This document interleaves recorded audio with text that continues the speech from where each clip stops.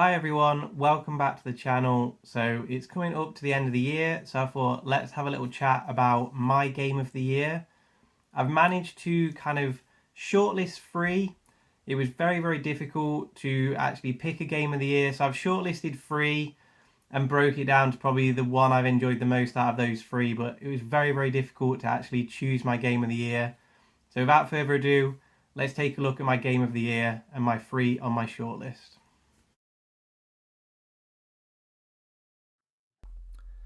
The first of the 3 is going to be Immortals Phoenix Rising. Now I know this did come out in December 2020, but there has to be a bit of a cut-off point because it was right at the end of the year. I did my game of the year last year before this came out. So number 1 of the 3 is Immortals Phoenix Rising.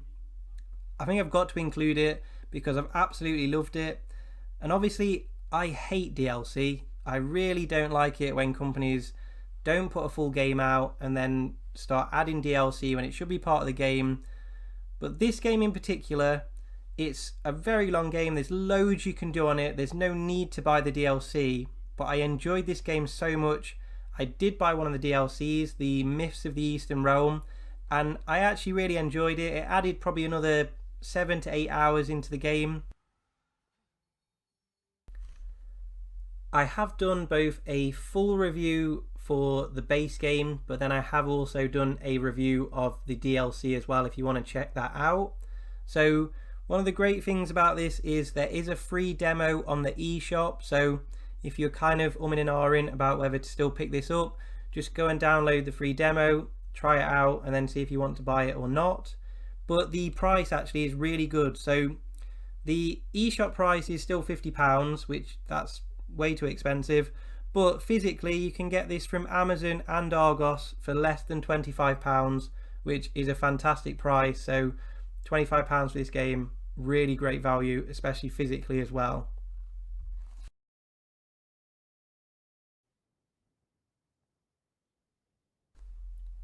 What do you think then? Do you think this deserves to be on the shortlist? Did you like it? Or did you think it was just a Breath of the Wild clone? Let me know in the comments below. What did you think of this game? This one I think is going to divide a lot of people's opinion. So second on the shortlist, I've gone for the Diamond and Pearl remakes.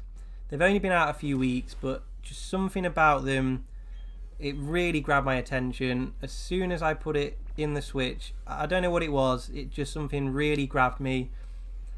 Now, I spoke in my review that it was the closest feeling I'd had since Pokemon Yellow came out. You know, you're going back to 1996 or 7, and the artwork's divided a lot of people, but for me, I just think it looks fantastic. It's like seeing those old classic games reimagined all over again, but you know, 25 odd years later. And I don't know, it was just really respectful of that artwork, and I absolutely loved them. So that's why I've had to put it onto this shortlist. I've loved playing it, and I can't wait to put more hours into Diamond. I'm really excited to keep playing it. In terms of the price, I don't think you're going to get much lower than what's available at the moment.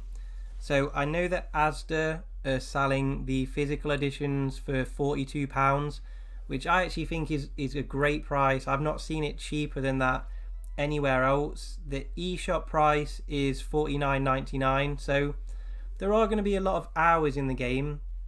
And what you do have to remember as well is that potential resale value later on down the line.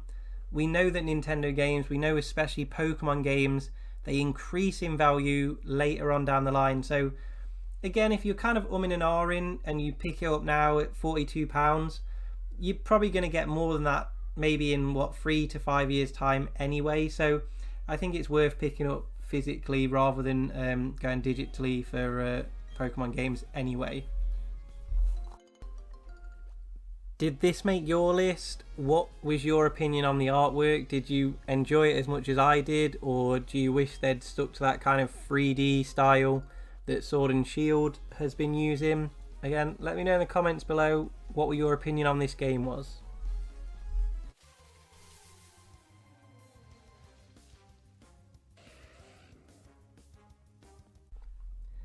Okay, number 3. Now, if I had to choose, if I was forced to make a decision, it would be this one. Kingdom of Amalur Re-Reckoning. I've absolutely loved it.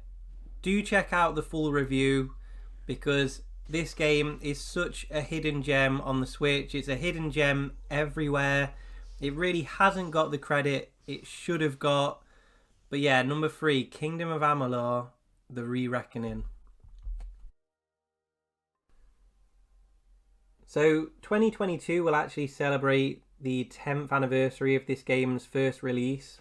We got it in March 21. So I've never heard of the game before like a lot of other people, but I thought I want to try a new RPG.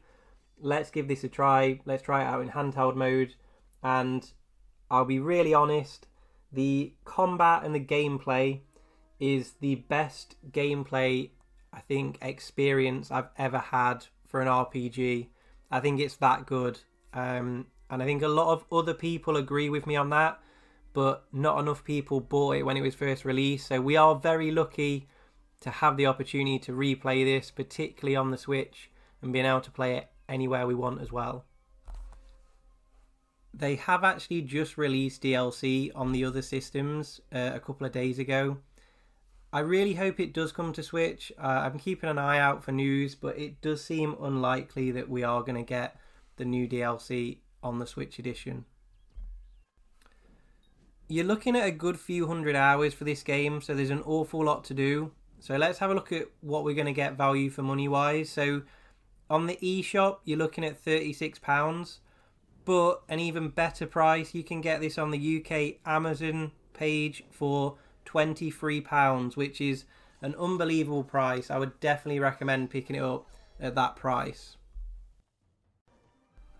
We've had some great games on the Switch this year, from Metroid Dread, Bravely Default 2, Monster Hunter Stories, Monster Hunter Rise, just to name a few.